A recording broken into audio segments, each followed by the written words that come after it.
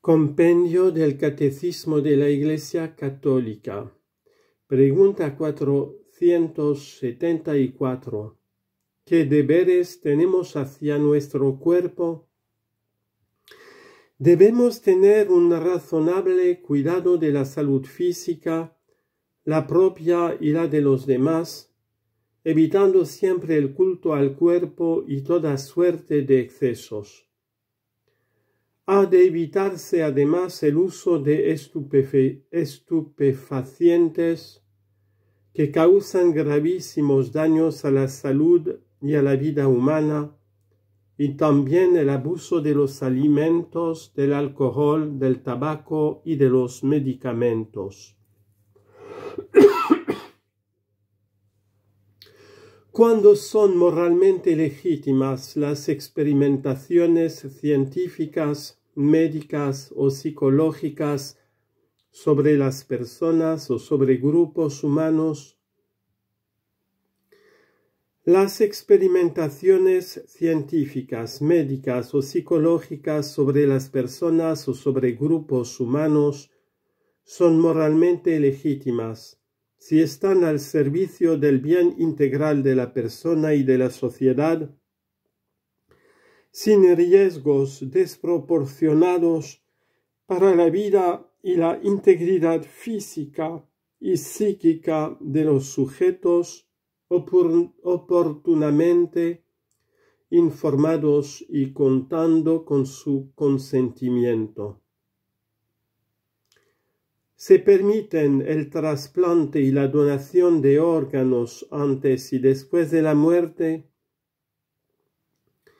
El trasplante de órganos es moralmente aceptable con el consentimiento del donante y sin riesgos excesivos para él. Para el noble acto de la donación de órganos después de la muerte, hay que contar con la plena certeza de la muerte real del donante. ¿Qué prácticas son contrarias al respeto a la integridad corporal de la persona humana? Prácticas contrarias al respeto a la integridad corporal de la persona humana son las siguientes: los secuestros de personas y la toma de rehenes, el terrorismo, la tortura, la violencia, la esterilización directa. Las amputaciones y mutilaciones de una persona están moralmente permitidas solo por los indispensables fines terapéuticos de las mismas. ¿Qué cuidados deben procurarse a los moribundos?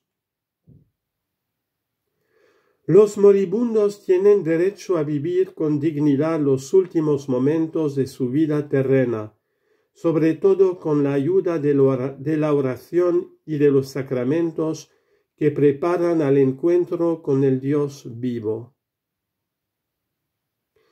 ¿Cómo deben ser tratados los cuerpos de los difuntos? Los cuerpos de los difuntos deben ser tratados con respeto y caridad.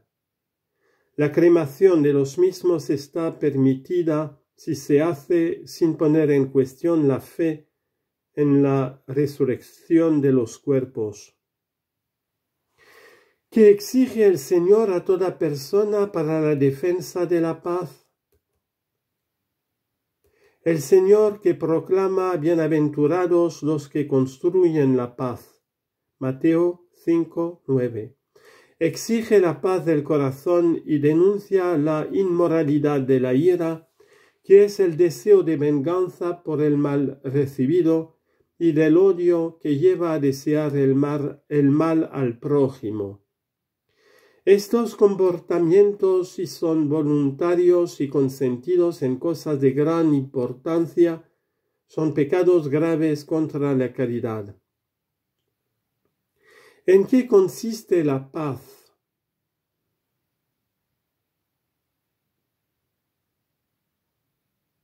En el mundo.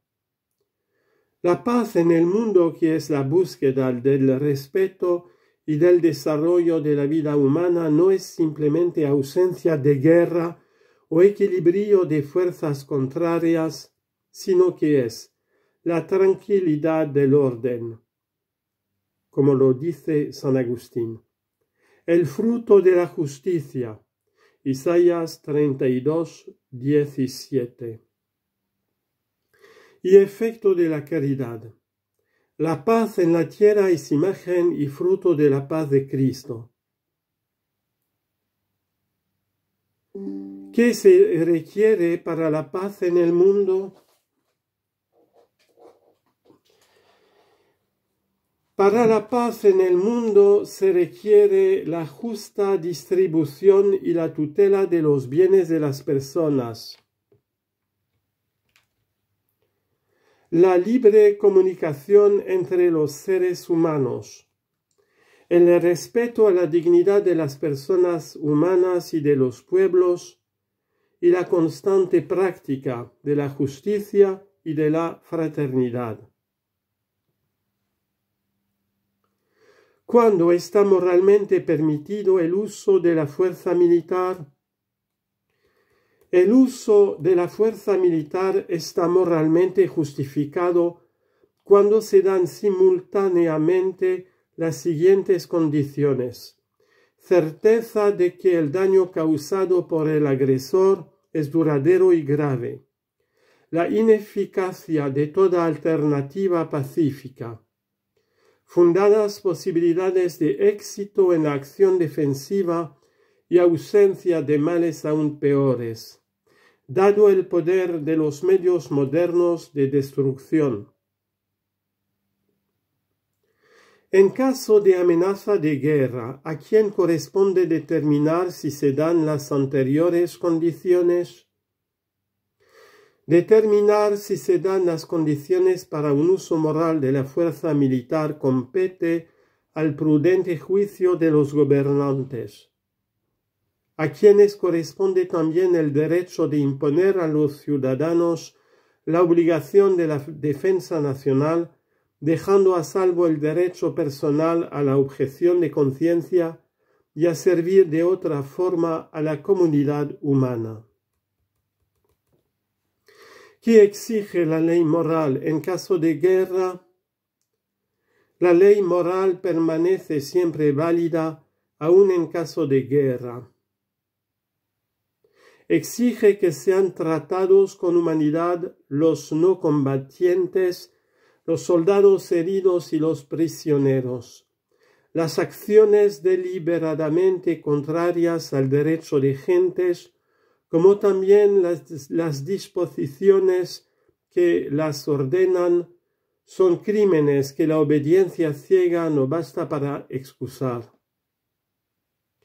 Se deben condenar las destrucciones masivas, así como el exterminio de un pueblo o de una minoría étnica, que son pecados gravísimos.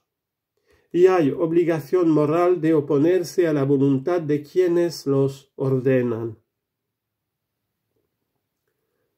Pregunta 486. ¿Qué es necesario hacer para evitar la guerra? Se debe hacer todo lo razonablemente posible para evitar a toda costa la guerra, teniendo en cuenta los males e injusticias que ella misma provoca. En particular, es necesario evitar la acumulación y el comercio de armas no debidamente reglamentadas por los poderes legítimos. Las injusticias, sobre todo económicas y sociales, las discriminaciones étnicas o religiosas, la envidia, la desconfianza, el orgullo y el espíritu de venganza. Cuanto se haga por eliminar estos u otros desórdenes, ayuda a construir la paz y a evitar la guerra.